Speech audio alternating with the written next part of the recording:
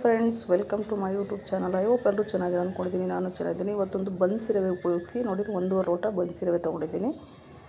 ನಾನು ಅವರೆಕಾಳನ್ನ ಹಾಕ್ಬಿಟ್ಟು ಒಂದು ಉಪ್ಪಿಟ್ಟನ್ನ ಮಾಡಿ ತೋರಿಸ್ತೀನಿ. ಸೂಪರಾಗಿರುತ್ತೆ. ಒಮ್ಮೆ ಮಾಡಿ ನೋಡಿ. ಸ್ವಲ್ಪ ಎಣ್ಣೆನ ಹಾಕೊಳ್ಳೋಣ, ಒಂದು 2-3 ಚಮಚದಷ್ಟು ಎಣ್ಣೆ ಜೊತೆಯಲ್ಲಿ ಹುರಿಬೇಕು. ಇದನ್ನು ತುಂಬಾ ಚೆನ್ನಾಗಿರುತ್ತೆ. ಮತ್ತು ಶುಗರ್ ಪೇಷಂಟ್ಸ್ಗಳು ಆ ಥರ ಇರೋರೆಲ್ಲ ತಿನ್ನೋದಕ್ಕೆ ತುಂಬಾ ಹೆಲ್ದಿಯಾಗಿರುತ್ತೆ.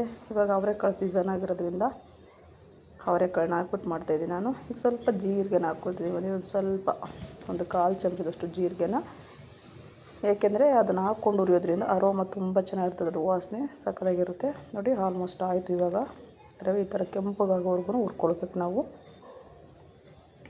ತುಂಬಾ ಚೆನ್ನಾಗಿರುತ್ತೆ. ನಾನು ಮಾಡೋ ಟ್ರಿಕ್ಕನ್ನು ಉಪಯೋಗಿಸಿ ಒಮ್ಮೆ ಮಾಡಿ ನೋಡಿ. ಹೇಗೆ ಬಂತು ಅಂತ ನನಗೆ ಕಮೆಂಟ್ನಲ್ಲಿ ತಿಳಿಸಿ.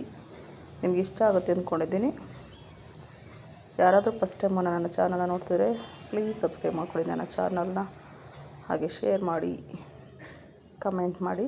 ನೋಡಿ, ಇವಾಗ ನಾನು ಶಿಫ್ಟ್ ಮಾಡ್ಕೊತೀನಿ ಬೇರೆ ಪ್ಲೇಟ್ನಲ್ಲಿ. ಮತ್ತು ಅದೇ ಬಾಣಲೆನ ಇಟ್ಕೊಂಡು ಇದಕ್ಕೆ ಆ್ಯಕ್ಚುಲಿ ಎಣ್ಣೆ ಸ್ವಲ್ಪ ಜಾಸ್ತಿನೇ ಬೇಕಾಗುತ್ತೆ ಫ್ರೆಂಡ್ಸ್. 5-6 ಚಮಚ ಎಣ್ಣೆ ಹಾಕ್ಕೊಳ್ತಾಯಿದ್ದೀನಿ ನಾನು. ಇವಾಗ ಸನ್ಫ್ಯೂರ್ ಆಯಿಲ್ ಯೂಸ್ ಮಾಡೋದು ನಾನು. ಈಗ ಎಣ್ಣೆ ಕಾದ ನಂತರ ಯಥಾ ಪ್ರಕಾರ ಸಾಸಿವೆ ಒಂದು 1/4 ಚಮಚದಷ್ಟು, ಸ್ವಲ್ಪ ಕಡಲೆಬೇಳೆ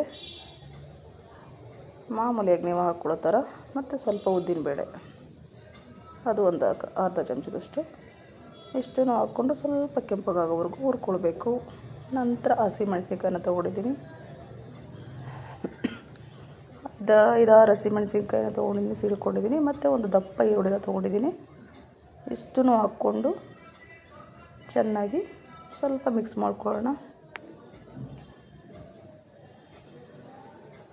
ನಿಮಗೆ ಒಣಮೆಣಸಿನ್ಕಾಯಿ ಬೇಕಂದರೆ ನೀವು ಹಾಕ್ಕೋಬೋದು.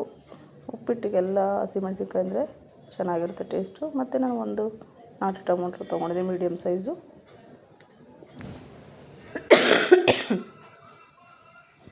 ಸ್ವಲ್ಪ ಇದನ್ನು ಹಾಕ್ಕೊಂಡು, ಸಾರಿ ಫ್ರೆಂಡ್ಸ್ ಕೆಮ್ಮು ಬರ್ತಾಯಿದೆ, ಕ್ಷಮೆ ಇರಲಿ.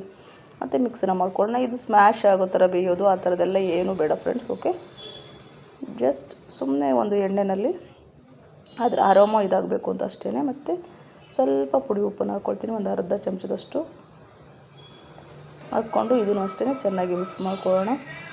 ಮತ್ತು ಸ್ವಲ್ಪ ಕರಿಬೇವಿನ ಸೊಪ್ಪು, ಒಂದು 10 ಎಲೆನ ಕರಿಬೇವಿನ ಸೊಪ್ಪನ್ನ ಹಾಕ್ಕೊಳ್ತಾಯಿದ್ದೀನಿ. ಹಾಕಿ ನಂತರ ಮಿಕ್ಸ್ ಮಾಡ್ಕೊಳ್ತಾಯಿದ್ದೀನಿ. ನೋಡಿ, ಫೈನಲಾಗಿ ಈ ಥರ ಆಗಿದೆ. ಈ ಟೈಮ್ನಲ್ಲಿ ನಾನು ಬೇಯಿಸಿಟ್ಕೊಂಡ್ರೆ ಅವರೆಕಾಳು, ಆಲೂಗೆಡ್ಡೆ ಮತ್ತು ಕ್ಯಾರೆಟ್, ಬೀನ್ಸು, ಇಷ್ಟು 3 ತರಕಾರಿನೂ ನಾನು ಹಾಕ್ಕೊಳ್ತಾಯಿದ್ದೀನಿ.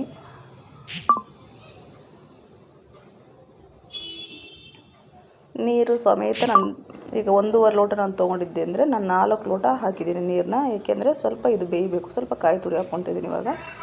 ಏಕೆಂದರೆ ರವೆ ದಪ್ಪ ಇರೋದ್ರಿಂದ, ಬನ್ಸಿ ರವೆ ಆಗಿದ್ದರಿಂದ ಬೇಯಬೇಕಲ್ವ. ಅದಕ್ಕೆ ನಾನು 1.5 ಲೋಟ ರವೆಗೆ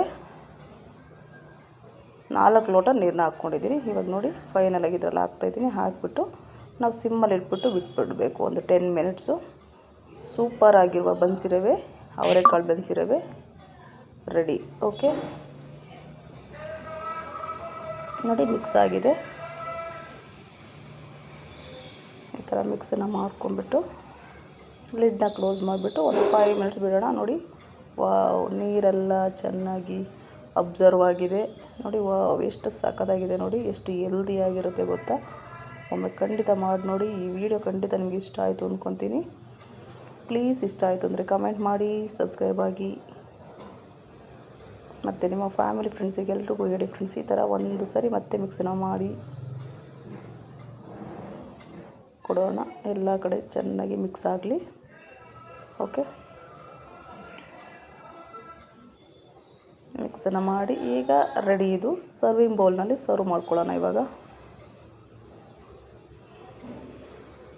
ಒಂದು ಬೌಲ್ನಲ್ಲಿ ಹಾಕ್ಕೊಳ್ತೀನಿ. ವಾವ್, ನೋಡಿ ಎಷ್ಟು ಬಿಡಿ ಬಿಡಿಯಾಗಿ ಬಂದಿದೆ, ಸಖತ್ತಾಗಿ ಬಂದಿದೆ.